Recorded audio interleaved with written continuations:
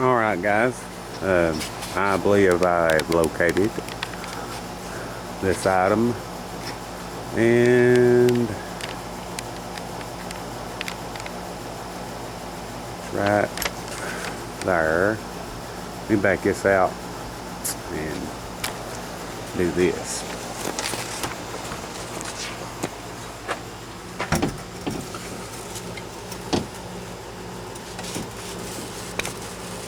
Right there. See it? That is the map sensor, or T-map sensor as they like to call it. So that's a fuel injector, correct?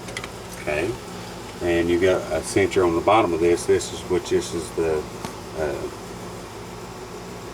throttle position sensor, because it's on the throttle body itself. I would assume that's correct, but if I'm in doubt, I can call their support, Massimo. You can call them, and they pretty much, tell you about everything they can.